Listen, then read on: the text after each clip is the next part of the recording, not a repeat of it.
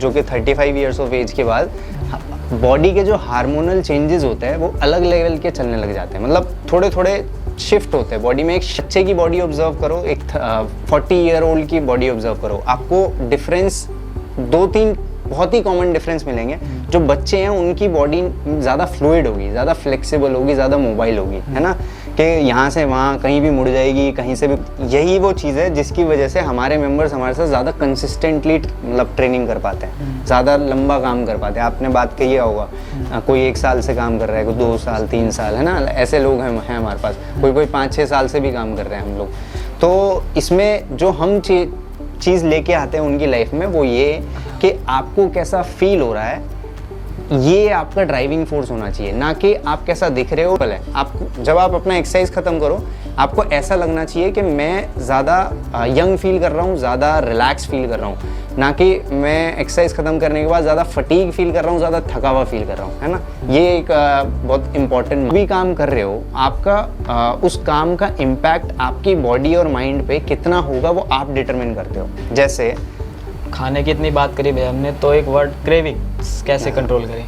Craving कैसे control करें? हाँ। देखो, क्रेविंग का सिंपल है। जैसे मैंने मान लो मैं कुछ उल्टा सीधा बाहर का नहीं खाता, मान लो मैंने आज एक आइसक्रीम खाई, हाँ।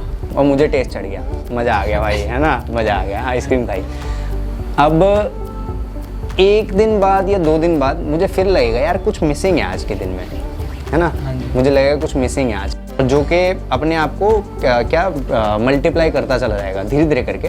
जैसे जैसे हम उसको फीड करते रहेंगे, हम आइसक्रीम का एग्जांपल ले रहे हैं, जैसे जैसे हम उसको आइसक्रीम फीड करते रहेंगे वैसे वैसे वो मल्टीप्लाई होता चला जाएगा। और जैसे जैसे वो मल्टीप्लाई होता चला जाएगा तो उसको आइसक्रीम की भूख लगेगी, जिसे हम क्रेविंग बोलते हैं। हाँ, जैसे मान लो आप हर एक्सरसाइज सेशन जो आप मतलब कंडक्ट कर रहे हो वो आप एक स्टेपिंग स्टोन है आपका टुवर्ड्स हेल्दियर यू। और ये जितना ज़्यादा। So welcome back to all fit club. आज हम एक नया वीडियो लेके आए हैं जिसमें हम बात करने वाले हैं कि 35 ईयर्स को जब हम क्रॉस कर लेते हैं तो क्या क्या चेंजेस हमारे बॉडी में आते हैं और क्या क्या चीज़ों पे हमें ध्यान देने की ज़रूरत होती है और अपने लाइफस्टाइल में ऐड करने की ज़रूरत होती है। सो वेलकम दुष्यंत, जो कि हमारे वीडियो एडिटर हैं, जो कि हमारे तक जो भी वीडियोस पहुंच रही है वो हमें एडिट करके देते हैं। तो बताइए क्या क्या क्वेश्चन है आज? It's too late to get fit after 35। Like लोगों जैसे हम यंग जो है 20s के, उन्हें पता होता है मैं फिट कैसे होना, जिम जाके फिट रहेंगे, डाइट लेके फिट है। बट जो 35 होते हैं उनकी बहुत सारी चीज़ें होती हैं, जिम्मेदारियाँ होती है, रिस्पॉन्सिबिलिटीज़ होती है, तो उन्हें समझ नहीं आता कि हम फिट कैसे रहे। वो भूल जाते हैं, तो वो इग्नोर कर देते हैं, चल रहा होता है वो चलते रहते हैं। तो वो फिट कैसे रहें यार? वो फिट कैसे रहें? देखिए, हमारा सबसे पहले तो काम ही ज़्यादातर लोगों के साथ ऐसे ही लोग हैं जो 35, 40s, 50s में हैं। तो जितना मैंने ऑब्जर्व किया है कि जो लोग ध्यान नहीं दे पाते किसी भी वजह से, एक तो जैसे आपने बोला जिम्मेदारियाँ होती हैं, दूसरी चीज़ आफ्टर अ सर्टन एज जो कि 35 ईयर्स ऑफ एज के बाद बॉडी के जो हार्मोनल चेंजेस होते हैं वो अलग लेवल के चलने लग जाते हैं, मतलब थोड़े थोड़े शिफ्ट होते हैं बॉडी में। एक शिफ्ट होता है कि आपके हार्मोन्स इतनी जल्दी अडेप्ट नहीं कर पाते, है ना। तो जैसे मान लो आपने किसी बात का स्ट्रेस ले लिया तो बहुत ज़्यादा चांसेस है कि आप वो स्ट्रेस पकड़े रखोगे अपने दिमाग में। आपने कभी ऑब्जर्व किया होगा कि बच्चे होते हैं, आपने अभी बच्चे को कुछ बोल दिया, बच्चा थोड़ी देर गुमसुम रहा, उसके बाद हंसते खेलते रहे, मतलब 5 से 10 मिनट बाद भूल गया और हंस खेल रहा है। लेकिन जैसे जैसे ह्यूमन बॉडी एज होती है, माइंड एज होता है, वैसे वैसे आप चीज़ों को होल्ड ऑन करने लगते हो, है ना। बिल्कुल। आपने ऑब्जर्व किया होगा कि आपके पापा ने कभी आपको डांटा होगा तो वो गुस्सा रहता है थोड़े दिन तक, है ना। तो वो शिफ्ट करने में थोड़ा मतलब ट्रिकी होता है जो लोग 35 के बाद जो लोग पहुंच जाते हैं एज के बाद। बट इम्पॉर्टेंट चीज़ पता है क्या होता है कि अगर हम ट्रेनिंग कर रहे हैं ना, ट्रेनिंग इन द सेंस आप अगर ट्रेनिंग कर रहे हो, आप बच्चे की बॉडी ऑब्जर्व करो, एक 40 ईयर ओल्ड की बॉडी ऑब्जर्व करो, आपको डिफरेंस 2-3 बहुत ही कॉमन डिफरेंस मिलेंगे। जो बच्चे हैं उनकी बॉडी ज़्यादा फ्लूइड होगी, ज़्यादा फ्लेक्सिबल होगी, ज़्यादा मोबाइल होगी, है ना, कि यहाँ से वहाँ कहीं भी मुड़ जाएगी, कहीं से भी कूद जाएंगे, कहीं भी कुछ भी हो जाएगा। लेकिन जो लोग 35 या 40s में हैं या 50s में हैं, वो लोग मतलब इतनी आराम से कोई भी चीज़ नहीं कर सकते, उनको एफर्ट और जोर ज़्यादा लगेगा। तो बहुत ज़रूरी होता है कि हम ट्रेनिंग इस तरीके की करें, एक्सरसाइज या डाइट इस तरीके की फॉलो करें जो हमारा एजिंग प्रोसेस रिवर्स करे, है ना, कि रिवर्स इन द सेंस वो रिवर्स नहीं होता है, वो एजिंग प्रोसेस स्लो होता है। तो जितना हमारा एजिंग प्रोसेस स्लो होगा वो ऑटोमेटिकली आप ज़्यादा यंग फील करोगे, आप ज़्यादा रिलैक्स फील करोगे, और जितने भी हेल्थ इश्यूज़ है वो आपके साथ कम से कम ही होने के चांसेस हैं। हाँ जी। और भाई ये लाइक वो शुरू कैसे करें जो 35 प्लस, उन्हें होता है कि एक्सरसाइज पहले वो सोचते हैं हमारी बॉडी फिट नहीं है तो सोचते हैं माइंड में लाते एक्सरसाइज करनी चाहिए, बट स्टार्ट कैसे करें, मतलब ट्रेन कैसे करें आपको अलग अलग तरीके से, या फिर देखो मैं आपको बताता हूँ हम जो हमारे मेंबर्स के साथ करते हैं ना, बहुत इंपॉर्टेंट चीज़ करते हैं। हाँ। वो क्या है, जिससे यही वो चीज़ है जिसकी वजह से हमारे मेंबर्स हमारे साथ ज़्यादा कंसिस्टेंटली मतलब ट्रेनिंग कर पाते हैं, ज़्यादा लंबा काम कर पाते हैं। आपने बात कही होगा, कोई 1 साल से काम कर रहा है, कोई 2 साल 3 साल, है ना, ऐसे लोग हैं हमारे पास, कोई 5-6 साल से भी काम कर रहे हैं हम लोग। तो इसमें जो हम चीज़ लेके आते हैं उनकी लाइफ में वो ये कि आपको कैसा फील हो रहा है, ये आपका ड्राइविंग फोर्स होना चाहिए, ना कि आप कैसा दिख रहे हो, ना कि आप पार्टी में कितनी शोशेबाजी कर रहे हो, है ना। ये सब आपका ड्राइविंग फोर्स नहीं है। आपका ड्राइविंग फोर्स जो हेल्दी रहने का है वो ये है कि मुझे अपने बॉडी के अंदर, माइंड के अंदर कैसा फील हो रहा है, मैं कितना खुश फील कर रहा हूँ, है ना। तो वो जितना आपने कभी योगा किया होगा या स्ट्रेचिंग बोलते हैं, स्ट्रेचिंग किया कभी, तो आप जब भी स्ट्रेचिंग करते हो ना, थोड़ा सा आधे घंटे का, 20 मिनट या आधे घंटे का, तो आपको ऑटोमेटिकली कितना लाइट अच्छा लगता है। वो क्यों लगता है? वो इसीलिए लगता है कि जितनी भी टेंशन आप एक्यूमुलेट करते हो अपने माइंड से, बॉडी से, तो जब भी आप किसी चीज़ को खींचोगे तो आपने कभी वो देखा होगा कि हम जब कपड़े को निचोड़ते हैं तो वो जब निचोड़ते हैं तो कैसा पानी निकल जाता है ना। तो ऐसा ही है, ऐसे ही ह्यूमन बॉडी है कि हम पानी इकट्ठा करते रहते हैं, वो लोड इकट्ठा करते रहते हैं। जैसे ही हम खींचते हैं मसल को, बॉडी को अलग अलग डायरेक्शन में, तो वो अपने आप को डी स्ट्रेस कर लेती है ना, डीकम्प्रेस कर लेती है। तो ये बहुत ज़रूरी है कि आपका जो ड्राइविंग फोर्स है वो ये होना चाहिए कि मुझे कैसा फील हो रहा है ना। अब एक लाइफ क्वेश्चन है, रिकवरी, लाइक हर एक एज के हिसाब से रिकवरी अलग होता है सबके लिए। लाइक 20s का जो उसके लिए रिकवरी का मतलब अलग है, जो 10 साल का बच्चा है उसके लिए रिकवरी अलग है, तो 35 के लिए तो उनके लिए रिकवरी होती है कि काम से आए, सो गए, 1 घंटा रिकवर हो गया, बट ऐसा होता नहीं है क्योंकि उन्हें पता नहीं रिकवर करनी कैसे अपनी बॉडी में। तो इसके लिए कुछ बताओ आप। यार ये बहुत इंपॉर्टेंट क्वेश्चन है, और आपको पता है हमारे जो इंडिया के फुटबॉल टीम के कैप्टन रह चुके हैं सुनील छेत्री, है ना, उनका मैं एक इंटरव्यू देख रहा था, तो उन्होंने बड़ी एक इम्पॉर्टेंट बात बोली थी कि जब वो 20s में थे अपने, तो वो एक अलग तरीके से ट्रेनिंग करते थे। उनका ट्रेनिंग ज़्यादा रिगोरस होता था, ज़्यादा ऐसा होता था कि मतलब एफर्ट लगाना है ना, ज़्यादा दम से करते थे। बट आफ्टर 34-35 उनका ट्रेनिंग बिल्कुल ही अलग हो गया। वो खुद बताते थे, है ना, वीडियो में, कि उनका ट्रेनिंग कुछ ऐसा होता था कि रात को खाने के बाद 1-2 घंटे बाद वो अपना स्ट्रेचिंग करते थे 15 से 20 मिनट डेली, हाँ, मतलब सोने से पहले। और वो उनका जो मेन वर्कआउट होता था वो भी कुछ ऐसा ही कुछ होता था कि मोबिलिटी ज़्यादा होती थी, स्ट्रेचिंग ज़्यादा होती, रिकवरी बेस्ड ट्रेनिंग ज़्यादा होती थी। तो इससे हमें क्या पता चलता है कि स्पोर्ट्स एक ऐसी चीज़ है ना जो हाईली इंटेंस काम है ना। तो जब भी आप उसमें कोई भी काम हाई इंटेंसिटी के साथ करोगे तो आप ज़्यादा लोड लेते हो बॉडी पे, है ना। तो वही कॉर्पोरेट में भी है, जब भी आप ज़्यादा फोकस के साथ काम करोगे तो आप लोड लोगे ज़्यादा बॉडी पे। तो जितना आप ज़्यादा लोड लोगे उसको डीकम्प्रेस करना और उससे रिकवर करना बहुत ज़रूरी होता है। यहीं पे जैसे हमने बात करी स्ट्रेचिंग की, योगा की, या फिर ऐसी एक्सरसाइज की जो आपको एक्सरसाइज खत्म होने के बाद अच्छा फील कराती है ना। ऐसा फील नहीं कराती जो आपको हेवीनेस लगे, है ना। एक्सरसाइज खत्म हो, ये एक बड़ा ही सिंपल है। आपको जब आप अपना एक्सरसाइज खत्म करो, आपको ऐसा लगना चाहिए कि मैं ज़्यादा यंग फील कर रहा हूँ, ज़्यादा रिलैक्स फील कर रहा हूँ, ना कि मैं एक्सरसाइज खत्म करने के बाद ज़्यादा फटीग फील कर रहा हूँ, ज़्यादा थका हुआ फील कर रहा हूँ, है ना। ये एक बहुत इंपॉर्टेंट मार्कर है ना। ओके, नेक्स्ट क्वेश्चन है हमारा lifestyle and stress. Like corporate वालों का बहुत बिजी रहता है लाइफस्टाइल, तो स्ट्रेस मतलब वो बिजी रह के कैसे अपने आप को स्ट्रेस फ्री रखें, क्योंकि बहुत काम होता है उनको देखा जाए तो। यार देखो, काम बहुत होता है, मैं मानता हूँ काम बहुत होता है, लेकिन हम इसी की बात करते हैं। अभी हमने आपने वीडियो एक एडिट किया था जो शायद यश ने किया था। हाँ।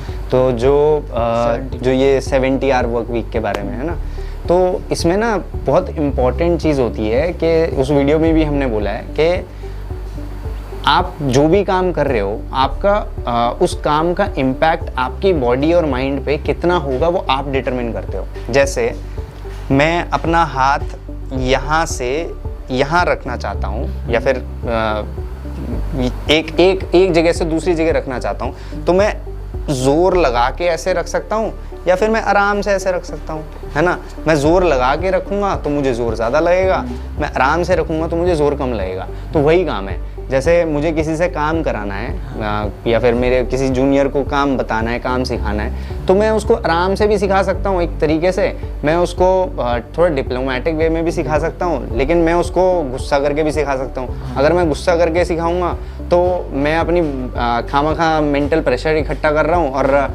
वो अलग अलग अलग डायरेक्शन में मेरी बॉडी और माइंड चले जाएंगे। बट अगर मैं उसको आराम से सिखाता हूँ, थोड़ा चिल करके सिखाता हूँ, अच्छे से उसको इन्वॉल्व करता हूँ उस काम में, तो ऑटोमेटिकली वो काम एक खेल बन जाएगा, है ना। तो ये चीज़ बहुत ज़रूरी होती है कि आप जो भी काम कर रहे हो तो वो कितना एफर्टलेसली कर रहे हो। इसी के ऊपर हमारा मतलब सारा कॉर्पोरेट वेलनेस जो भी हम काम करते हैं वो यही चलता है कि हम कितना कोई भी काम कर रहे हैं कितना एफर्टलेसली कर रहे हैं, है ना। तो लाइक मैं स्लीप, लाइक मैं 8 घंटे ना सोऊं तो मेरी बॉडी में अलग चेंजेस आएंगे, और जो 35 प्लस है वो भी अगर 8 घंटे ना सोए उनकी बॉडी में अलग चेंजेस आएंगे। तो स्लीप कितना मैटर करता है आफ्टर 35? देखो हमने अभी ये वीडियो मतलब लाइव नहीं किया हमने। हाँ जी। कल मैंने शूट किया था, आपको जो भेजा था उसमें मैंने एक बहुत इंपॉर्टेंट बात बोली थी कि आप कितना सो रहे हो ना, हाँ। इस पे मतलब रिकवरी इस पे डिपेंड करती है कि आपका डीप स्लीप कितना ज़्यादा है। मतलब डीप स्लीप जनरली एक एवरेज इंडिविजुअल को 1.5 से 2 घंटे का चाहिए होता है। एक रात का या फिर एक दिन में 24 घंटे में 1.5 से 2 घंटे का डीप स्लीप चाहिए होता है किसी भी पर्सन को, जहाँ पे उसकी बॉडी और माइंड मतलब अल्टीमेट लेवल पे अच्छी तरीके से रिकवर हो जाते हैं।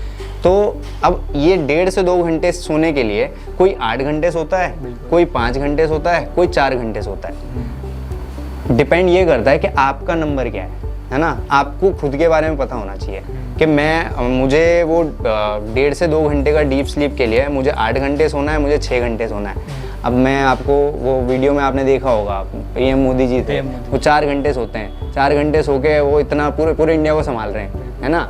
तो वो एक चीज़ है कि आपको फिगर आउट करना पड़ेगा और देखना पड़ेगा कि क्या मेरे लिए काम कर रहा है ना।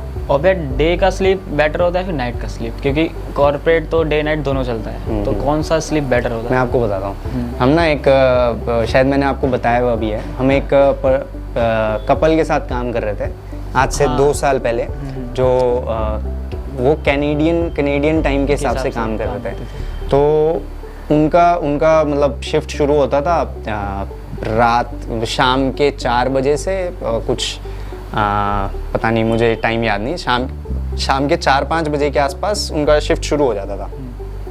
और जो मैंने उनके साथ ऑब्जर्व किया, उनके बॉडी के साथ ऑब्जर्व किया कि यार उनका बॉडी बहुत थका हुआ रहता था, खामखा, मतलब कोई वो नहीं, खामखा थका हुआ रहता था। और हम कोशिश कर रहे थे कि यार चेंज हो, बट बॉडी उस हिसाब से रिस्पॉन्ड नहीं कर रही थी। तो मुझे ये फील हुआ कि हमारी बॉडी और मतलब हमारी बॉडी इस नेचर से डायरेक्टली कनेक्टेड है कि आप सांस ले रहे हो, कहाँ से ले रहे हो? नेचर से ही तो ले रहे हो एक तरीके से। अगर आप और रात का जो 10 से 2 का टाइम होता है, मैंने बताया हुआ है कि सोने का बेस्ट टाइम होता है, बॉडी के रिकवरी का टाइम होता है, और सुबह के 10 से 2 का टाइम होता है बॉडी के डाइजेशन का टाइम होता है। तो वहाँ पे आपको अच्छा खाना चाहिए और यहाँ पे आपको अच्छा सोना चाहिए, है ना। तो ये अगर बैलेंस में रहता है ना, तो आपका बॉडी और माइंड आपके लिए बहुत अच्छा काम करेगा, आप अपने ऑटोमेटिकली बेस्ट पे काम करने लग जाओगे। लेकिन अगर ये सही नहीं है ना, तो कुछ भी हो सकता है। और रही बात के जिन लोगों का काम ही वैसे है, तो यार वो आपको आपके लिए best way out figure out करना पड़ेगा, है ना। कि जितने मैंने लोग हैंडल किए हैं उनके लिए बहुत मुश्किल होता है, और स्पेशली उनके स्पाइन के लिए। स्पाइन ये बहुत कम लोग जानते हैं कि अगर आप रात को नहीं सो रहे, दिन में सारा टाइम सो रहे हो, तो आपका स्पाइन ना कुछ ऐसा दिखेगा। लेकिन अगर रात में अच्छा सो रहे हो और दिन में अपना नॉर्मल काम कर रहे हो, आपको ऑटोमेटिकली स्पाइन ऐसा दिखेगा। इतना बड़ा एग्जाम्पल।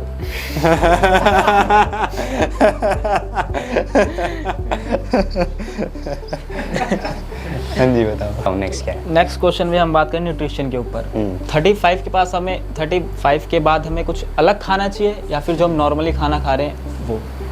35 के बाद ना हमें हमारे न्यूट्रिशनल रिक्वायरमेंट थोड़ी चेंज हो जाती है कि हमें ना देखो न्यूट्रिशन को ना अगर आप 20s में हो तो आप बिंदास जो खा सकते हो खा लो, कोई दिक्कत नहीं है।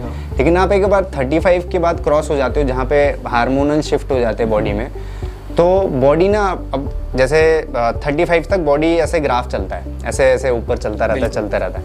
35 हिट हुआ, यहाँ से बॉडी धीरे धीरे करके नीचे आने लग जाती है ना। मसल लॉस होता है, फैट गेन होता है, मतलब अलग अलग तरीके की चीज़ें होती हैं। बोन मिनरल डेंसिटी भी धीरे धीरे करके कम होने लग जाती है। तो खाने की बात रही तो आप खाना ये ना इस पे भी डिपेंड करता है आप रहते कहाँ हो। जैसे मान लो कोई बंदा यूएसए में रहता है या फिर कोई बंदा यूरोप में रहता है तो उसका खाने का रिक्वायरमेंट टोटली अलग होगा डिपेंडिंग ऑन एनवायरनमेंट। अब कोई इंडिया में रहता है, हम अगर इंडिया की बात करें तो यहाँ पे खाने का रिक्वायरमेंट बिल्कुल अलग होगा। जैसे कोई साउथ में रह रहा है तो उसके लिए कोकोनट बहुत इंपॉर्टेंट है, उसके लिए ठंडी चीज़ें बहुत इंपॉर्टेंट है। कोई नॉर्थ इंडिया में रहता है तो ठंड में अलग खाना मतलब रखना पड़ता है। आप अगर अपना कल्चर भी ऑब्जर्व करोगे तो आपको पता चल जाएगा कि ठंड में एक सर्टन तरीके के फूड आपके पास आ रहे होते हैं आपकी मम्मी के थ्रू या जो भी आपके गाँव के थ्रू, लेकिन गर्मी में बिल्कुल अलग आ रहे होते हैं। आम भी गर्मी में भी आते हैं, ठंड में तो आते नहीं है। तो बेस्ट टाइम इसलिए ये रही बात खाने की, तो बेस्ट खाना वही होता है जो लोकली अवेलेबल हो, मतलब जो आपके इर्द गिर्द उगाया हुआ हो और आपके पास इजीली पहुंच जाए, है ना, वो खाना आपके लिए बेस्ट होता है। खाने की इतनी बात करी भाई हमने, तो एक वर्ड क्रेविंग कैसे कंट्रोल करें? क्रेविंग कैसे कंट्रोल करें? हाँ। देखो क्रेविंग का सिंपल है। जैसे मैंने मान लो मैं कुछ उल्टा सीधा बाहर का नहीं खाता। मान लो मैंने आज एक आइसक्रीम खाई और मुझे टेस्ट चढ़ गया, मज़ा आ गया भाई, है ना, मज़ा आ गया, आइसक्रीम खाई। अब 1 दिन बाद या 2 दिन बाद मुझे फिर लगेगा यार कुछ मिसिंग है आज के दिन में, है ना, मुझे लगेगा कुछ मिसिंग है आज के दिन में। फिर मेरा बॉडी मेरा दिमाग भागेगा वो आइसक्रीम की तरफ, क्योंकि वो आइसक्रीम खा के मुझे बड़ा अच्छा डोपामिन रिलीज मिला था, है ना, अच्छा फील हो रहा था। लेकिन अब मान लो मैंने फिर से खा लिया, तो 2-3 बार एक बार मैंने खा लिया ना, तो क्या होगा, मेरा गट में एक बैड माइक्रोबायोम डेवलप होना शुरू हो जाएगा और जो कि अपने आप को क्या मल्टीप्लाई करता चला जाएगा धीरे धीरे करके। जैसे जैसे हम उसको फीड करते रहेंगे, हम आइसक्रीम का एग्जांपल ले रहे हैं, जैसे जैसे हम उसको आइसक्रीम फीड करते रहेंगे वैसे वैसे वो मल्टीप्लाई होता चला जाएगा। और जैसे जैसे वो मल्टीप्लाई होता चला जाएगा तो उसको आइसक्रीम की भूख लगेगी, जिसे हम क्रेविंग बोलते हैं। हाँ, जैसे मान लो आपको कोई खाना बहुत पसंद है और आप बचपन से खाते चले आ रहे हो, आज आपने बंद कर दिया तो 2 दिन मुश्किल होगी, तीसरे दिन मुश्किल होगी, चौथे दिन मुश्किल होगी, 1 हफ्ता हो सकता है मुश्किल हो, लेकिन धीरे धीरे करके ना वो मतलब धीरे धीरे करके कम होने लग जाएगा, मतलब उसकी क्रेविंग ख़त्म सी होने लग जाएगी।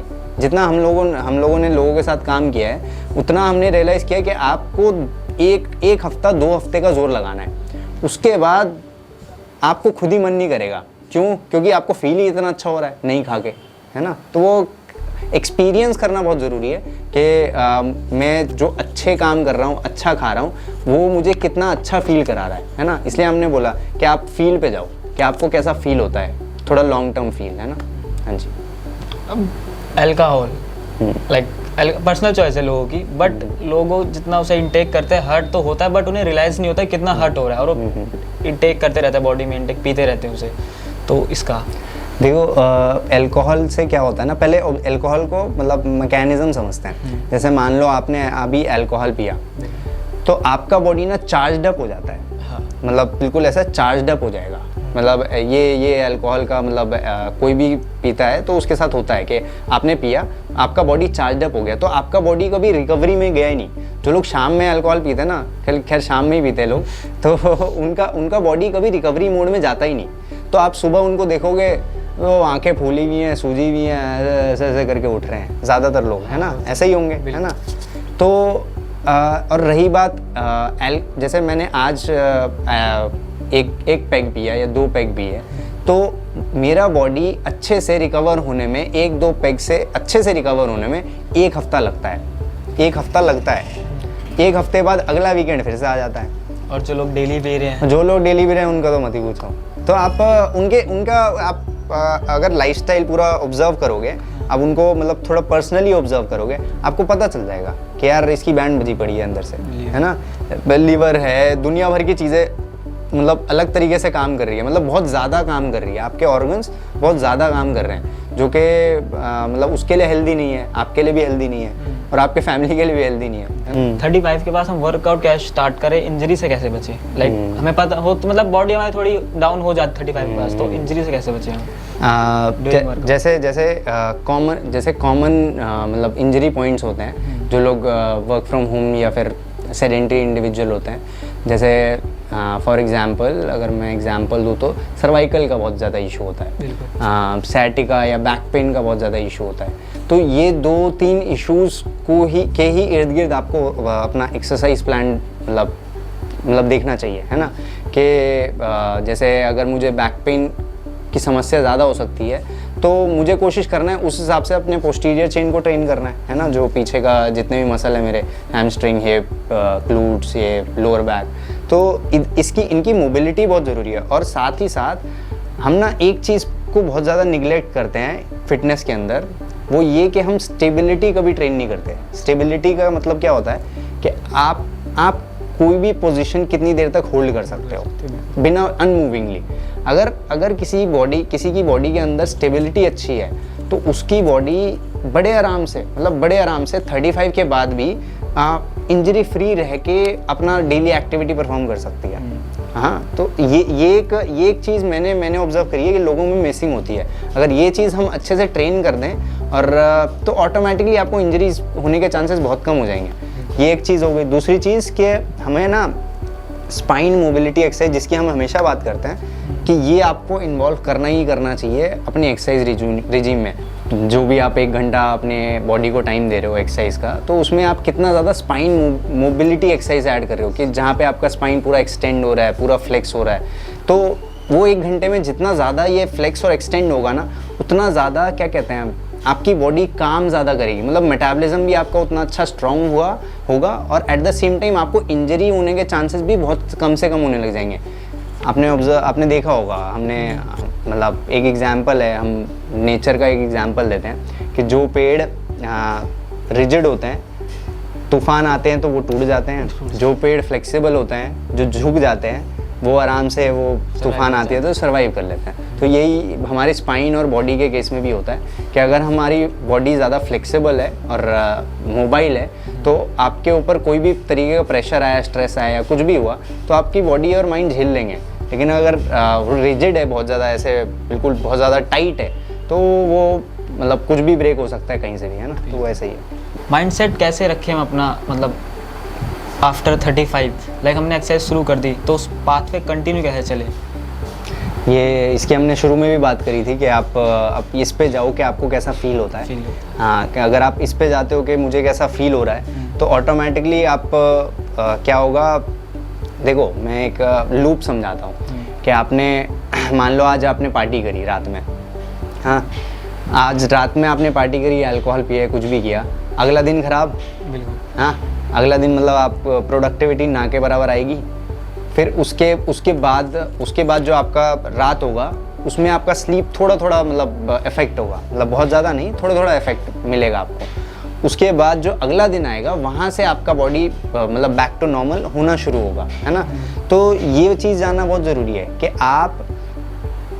आपको जैसे आज आपने पार्टी करी है, अल्कोहल पिया है, कुछ भी किया जो नहीं करना चाहिए था आपको, तो अगले दिन जो आपका दिन शुरू होता है, तो आपको उठने के बाद कितना हल्का फील हो रहा है, कितना हैवी फील हो रहा है, इस पे जाओ आप कि आप मुझे सुबह उठने के बाद कैसा फील हो रहा है, मुझे सुबह उठने के बाद रिलैक्स और मतलब फ्रेश लग रहा है। अगर फ्रेश लग रहा है तो मैंने मतलब पिछला दिन मेरा अच्छा गया था, है ना।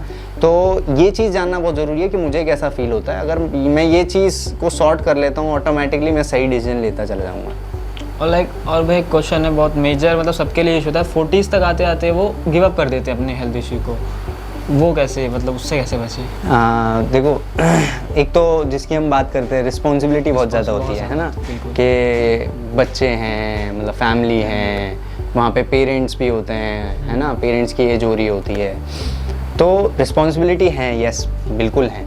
बट या तो हम डॉक्टर का वेट करें कि भाई डॉक्टर हमें बोले कि अब तो कुछ कर लो, है ना, अपने मतलब हेल्थ के लिए, या फिर हम खुद मतलब थोड़ा थोड़ा करके, मतलब बाल्टी में से थोड़ा थोड़ा करके पानी निकालते रहें। एक सर्टेन पीरियड ऑफ टाइम के बाद धीरे धीरे करके निकालते रहेंगे तो वो पानी धीरे धीरे करके कम होता रहेगा, है ना। तो ये चीज़ जानना बहुत ज़रूरी है कि मतलब हर एक्सरसाइज सेशन जो आप मतलब कंडक्ट कर रहे हो, वो आप एक स्टेपिंग स्टोन है आपका टुवर्ड्स हेल्दियर यू। और ये जितना ज़्यादा होता चला जाएगा ऑटोमेटिकली, अगर हम मतलब पहाड़ चढ़ना शुरू करेंगे तो हम नीचे से ही शुरू करेंगे, हम अचानक ऊपर तो पहुंच नहीं जाएंगे, है ना। चॉपर की फैसिलिटी हर जगह तो अवेलेबल होती नहीं है ना। तो वो मतलब धीरे धीरे करके जाते रहना बहुत ज़रूरी है। तो 1 step at a time, 1 day at a time, 1 session at a time, ये जानना बहुत ज़रूरी है और अपने ऊपर मेहनत करते रहना ज़रूरी है। That's it. तो ये थे कुछ कॉमन क्वेश्चंस जो लोग 35 से ज़्यादा एज के हो जाते हैं और उनको हेल्थ इश्यूज़ और मल्टीपल फिटनेस इश्यूज़ होने लग जाते हैं। तो आई होप हमने मैक्सिमम से मैक्सिमम क्वेश्चन के आंसर दिए और जो भी आपके प्रॉब्लम्स थे उन्हें सॉल्व किया। अगर आपको कोई और इशू है या फिर कोई और दिक्कतें हैं तो हमें ज़रूर कमेंट करके बताइए और हम कोशिश करेंगे अपने वीडियोस के थ्रू उनका प्रॉपर सॉल्यूशन लाते रहेंगे। आई होप आपको ये वीडियो बहुत पसंद आया हो। अगर आया है तो इस वीडियो को लाइक करिए, अपने फ्रेंड्स को शेयर कर दीजिए और कमेंट करके बताइए हमें कैसा लगा। थैंक यू सो मच, अपना ख्याल रखिए।